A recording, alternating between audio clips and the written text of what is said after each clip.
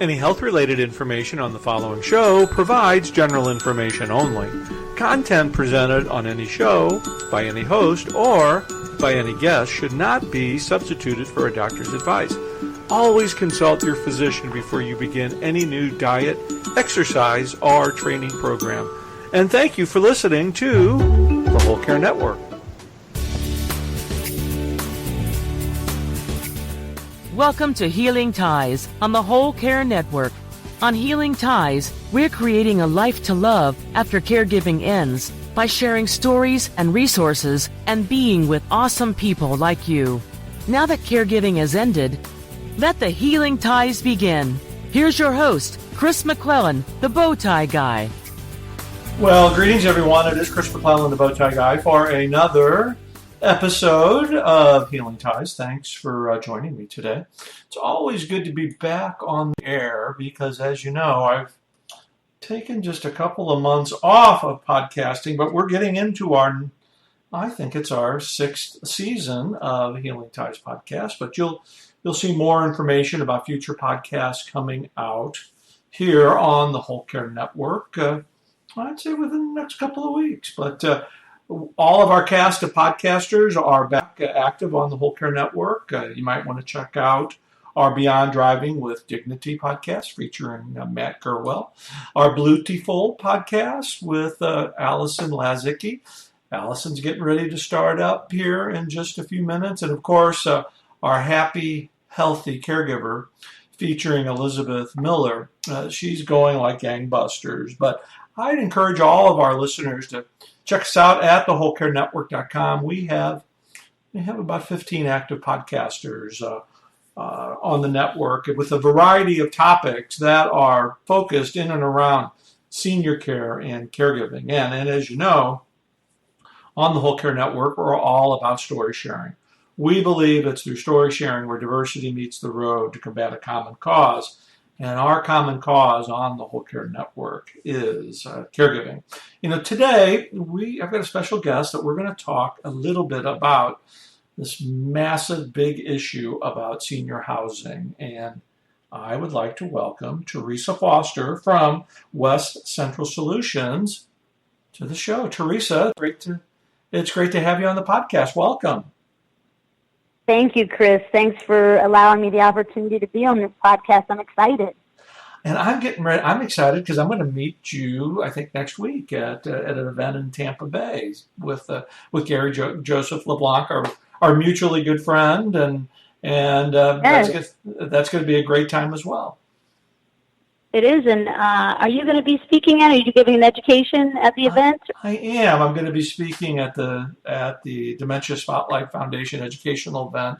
We'll be doing a piece on respite care, but I also tie in, which I think is very important, about sharing our caregiving stories, because when we can share our stories, we have a little bit better understanding of each other.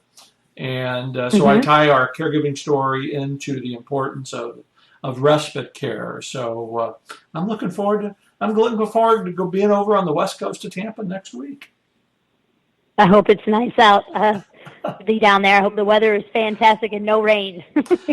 Yeah, well, this is the best time, but I always believe, I'm originally from St. Louis, as my listeners know, and I believe this is the best time of the year to live in Florida, February and March. But I know all my family and friends are St. Louis, a little aggravated for me for saying that because they've had the worst winter on record up there. But that's for a whole other podcast. But again, Theressa, welcome. And why don't you, first of all, tell our listeners a little bit about you and your background, and we'll get into our discussion today about senior housing.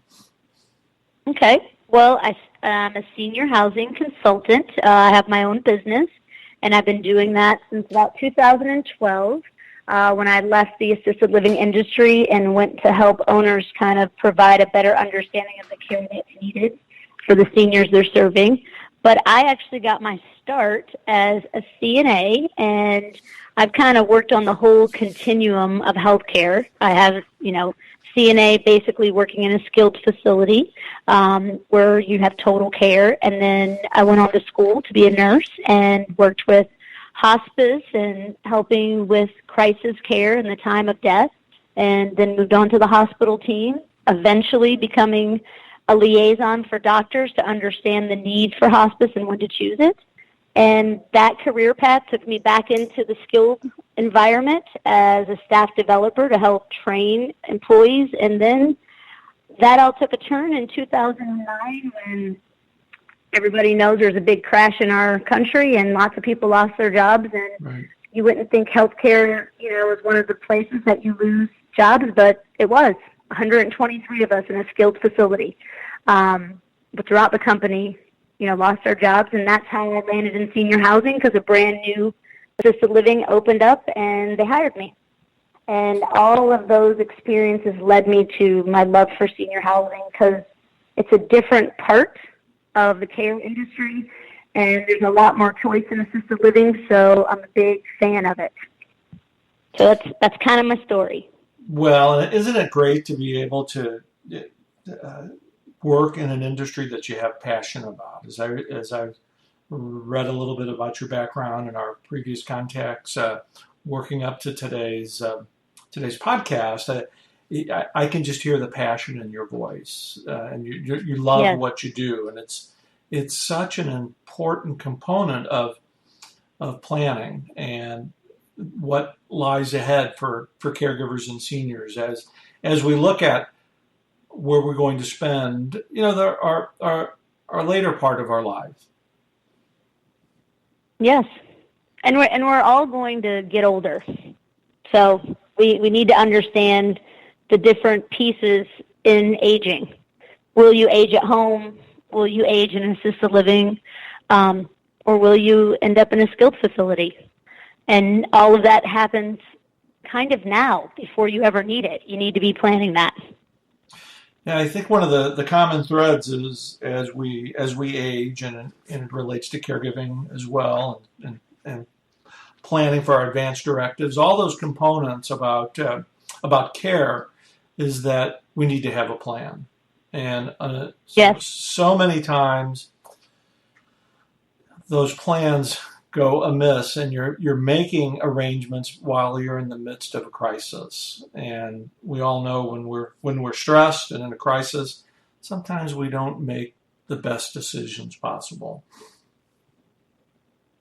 Well, I agree on that. And this is what I always like to ask people, before there ever is a crisis, is we spend so much time, especially now being able to research on the internet, if we want a house or, my favorite is a car because, everybody wants to look at consumer reports and stuff. But when you don't have a plan, you're not able to do the research. So you are in the crisis planning, which leads to more crisis that it's hard for caregivers to understand. So it isn't saying, it's not accepting defeat by making a plan. Mm-hmm. And it's not, it's like some people are afraid if they make a will, they're going to die. But that's not true.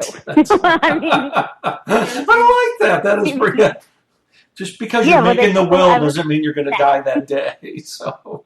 Yeah. So, but, I know we're going to talk about senior housing, but I think this is crucial in planning is that when you aren't taking control of the plan, you're leaving everything about your life towards the end up to someone else. Right. And I'm an A person alone. And so I love my children, but I don't want my children making decisions without understanding what I really want and being a part of that. Right. It's very gratified when I get to talk to people who have had the ability to have the conversation about what they want, especially towards the Mm-hmm. end of life. And, planning for where we're going to live is an important component of that as well. And I think having these conversations like you and I are having today, we certainly hope that it encourages people to have that open and honest conversation about what you want when there's a time where there will be a need, so that nothing's left for chance when Mm-hmm. the opportunity arises. But as kind of getting back to the senior housing, I mean, there's so many choices out there, and how do you choose a community with all these different options out there? Well, first, before you can choose anything, you got to know what they are. because Yes. it's overwhelming. I mean, especially, you're inundated with, you're on the internet, or TV with commercials. But you need to know that IL stands for independent living.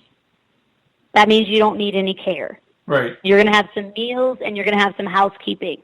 And they're not licensed, but they're in the senior housing part. The next thing is assisted living. That's assistance that you can have all your meals, your housekeeping, all the basic needs are met as far as ADLs, and they can help with medications and care. But there's a really important piece on that. In the state of Florida, you are licensed by an agency, but you're not required to have licensed personnel. Does that make sense? That does make, yeah, I get it. Mm-hmm. Okay. So then you go to the next piece, which, everybody knows this. It kind of has a term called a nursing home, but that's not what they're called anymore. The new term is skilled nursing facility, which mostly you need total care while you're there, and everybody who works there is credentialed. So that's kind of the whole senior housing, quick overview, the down and dirty. But choosing it is way more complicated because it comes down to resources that you're going to have to pay for it. What are your needs going to be? And will they be able to meet your needs as you age in place? And we don't talk about that. We look at, moving in. We don't ever think we might have to move out. Well, assisted livings have different licenses, Right. which for aging in place means that you may get displaced when you're at your sickest. So all the relationships that you built with the caregivers will be lost when you need them the most. Right. So when choosing it, you have to know the different licenses. So in Florida, there's a license that's called standard. Then there is a limited mental health, which is, it's available but not a big issue for seniors. But the extended congregate care license allows a senior to age in place with 3 total activities of daily living, which means like dressing, feeding, grooming, ambulate. You don't need assistance. You can be total. We can help you. And then there's a limited nursing license, which allows, more nursing services, and they will have nurses on site. The ECC license and the limited nursing have nurses on site when they have that license. They're not mandated to. They can have the license without it, but most of them have license. They have nurses if they have it.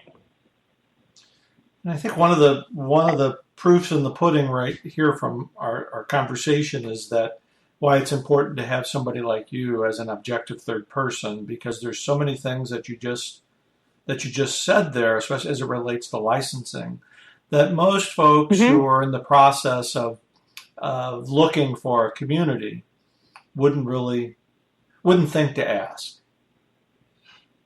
No, and when you're talking about licensing, which a lot of seniors aren't aware of, is that in the state of Florida, they're licensed by ACA, which means that you can look up the facility.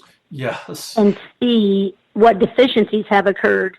And here's a big part that, seniors aren't aware of, that in order to even move into an assisted living, there's a face-to-face document that your doctor has to fill out.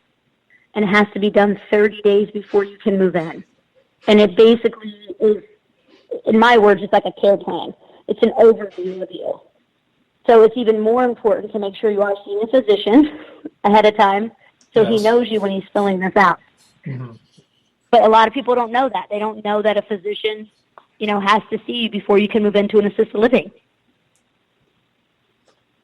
Yeah, that's some of those little minor details that happen in the process that you just don't realize until you're in the middle of the process and you need this important document in order to get in, and then all of a sudden there's a delay. Yes, and it's funny because people who are in the industry, we all like to use abbreviations, so they'll go 1823. Well, the 1823 is the 5-page document that the doctor has to complete in order for you to have residency.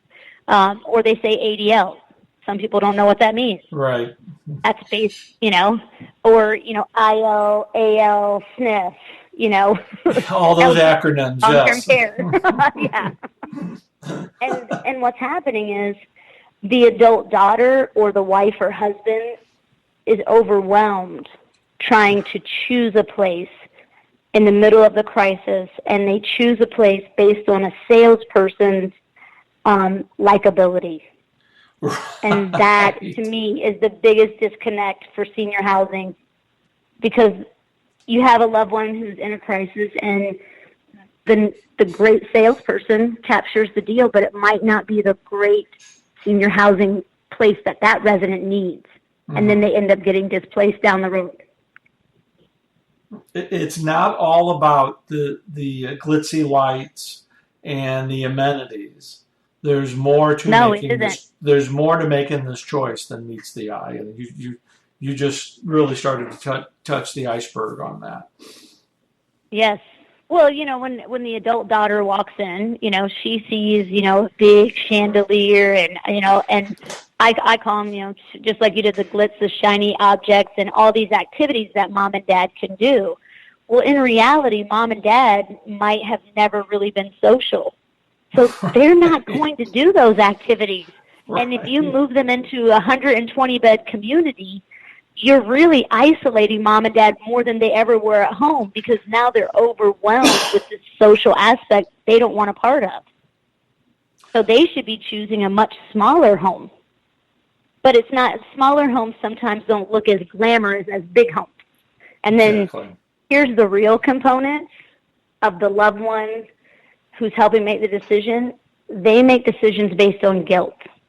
Oh, so when you're goodness. Not planning, yeah, when you're not planning, the guilt is deciding what you need instead of the facts. And one thing that helps you work through the guilt, in a sense, is all those glitzy things that are on the surface, but those really aren't the things that you want to be making a decision on. No, you need to, and I'll just get into some facts. I hope that's okay, but just... Oh, very much so, sure. You need to be asking questions. How long has the administrator been here? That's huge, because that's the top leadership, or they're called executive directors. And if that leader hasn't been there a year, the question needs to be why, and how long was the last person there? Right. Because that's going to talk about staff retention. And, you want to know about the staff who are there. You want to ask questions. Tell me, the length that your longest employee has been here. Have they been here 5 years, or have they been here 3 months?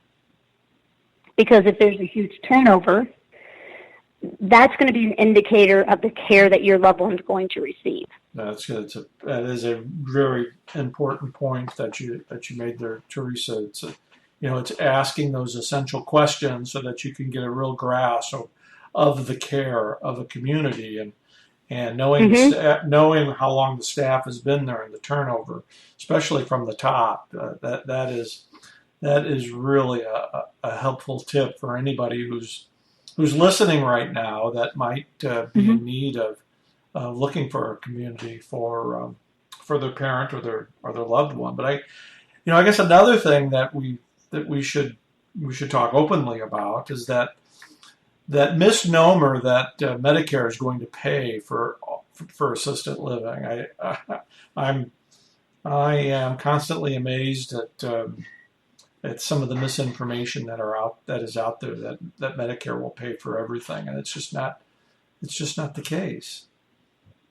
No, and so factually, Medicare pays for skilled nursing.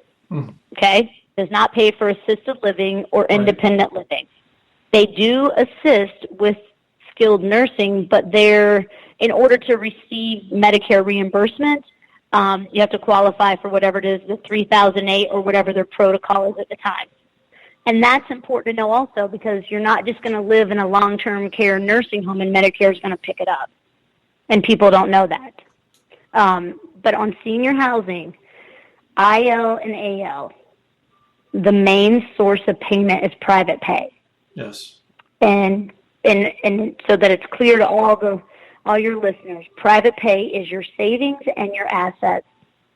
And the average rent rate in an assisted living across the nation is $3,600 a month. You have to make a plan. Gotta quickly. have a plan. Yes, and Yeah. if you're not planning now, if you're not allocating some of your assets now, you're going to be allocating all of your assets then when you're in need of senior housing.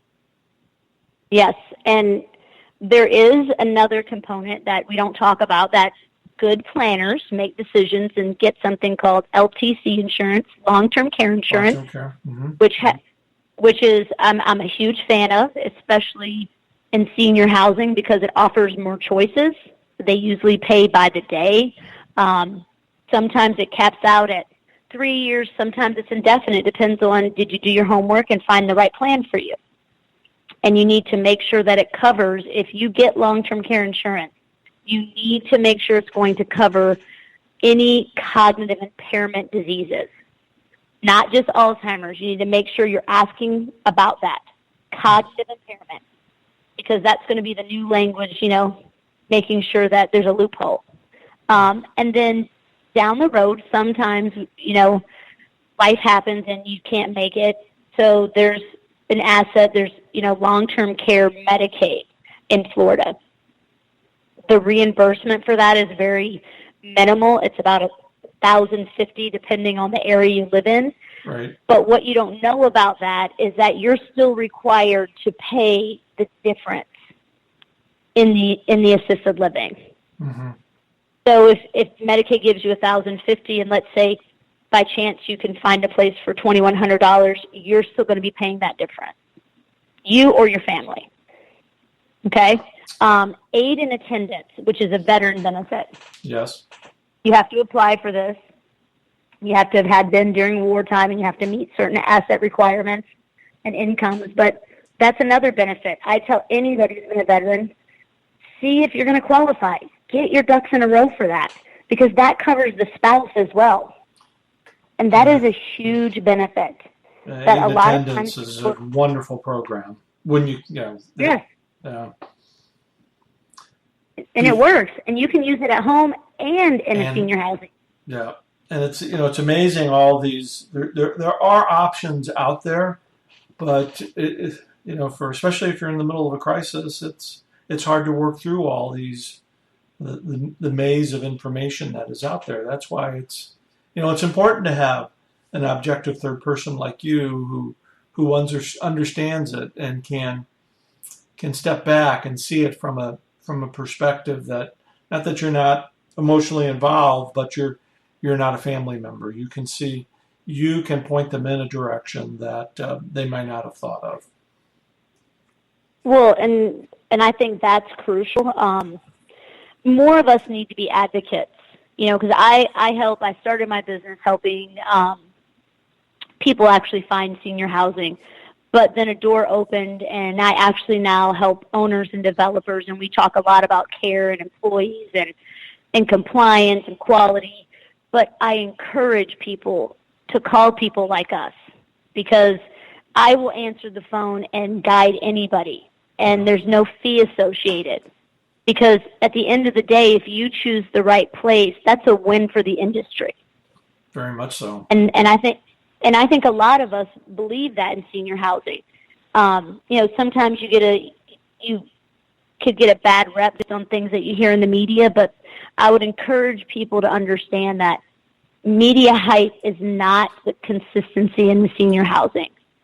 It's an isolated incident that they've made it a news story. And if you want your loved one to have really good care, I don't care where it is, mm-hmm. you have to be involved. Got to be involved. There's you got to be an active participant. Yes. Yeah, there's no substitution for it. No amount of money can, take away being involved. And I always say that people who have loved ones who visit, they have better care. Not because caregivers are neglecting the other ones. It's because a relationship is built with the caregiver in the community and the family member and the resident, and you have this triangle of synergy. And so the care is increased by the relationship. So it's a win-win. It is a win-win. I could talk to you all afternoon, Theressa. Lots of information. Theressa, we just have a couple of minutes left. Why don't you let our listeners know how they can touch base with you, all your contact information. Okay. Well, the best way to reach me is through email, and that is at tfoster@westcentralsolutions.com, or you can look me up on Facebook, westcentralsolutions.com. We have a page. I am on LinkedIn for business people, especially like adult daughters, Theressa Forster, and I read my messages because I have a mobile phone, so pretty accurate in doing that. And you can reach me by phone, which is 352-457-9644. And I want to disclose that if you leave me a voicemail, it may take me 24 hours to return it. But if you text me or email me, I'm pretty responsive because I have a great person, Brittany, who works with me, and she keeps me straight and makes sure that I respond to crucial emails and texts immediately. Well, I'm sure your clients and customers are just very comfortable working with you, because I feel like we've just met here recently, and I feel like I've known you forever. You're just a delight to talk to, and the information that you have is so valuable for everyone who is in a decision-making process for their loved ones. And I can't thank you enough for sharing your wisdom with us today. Well, I appreciate it, and I just, so your listeners participate. That's my word for them. Hashtag it. Participate in your plan. I like that. Hashtag participate in your plan. And Theressa, with the great work that you're doing, you are certainly someone who's creating healing ties all around us. I can't thank you enough for joining us today. Thank you. I look forward to meeting you. Okay, that does it for this episode of Healing Ties. As you know, I'm Chris McClellan, the Bowtie Guy. I'm creating a life to love after caregiving ends through radio, writing, travel, advocacy, and being with awesome people like Theressa Forster. Healing Ties is a part of the Whole Care Network. Check us out online at thewholecarenetwork.com. We'll see you for another episode of Healing Ties real soon.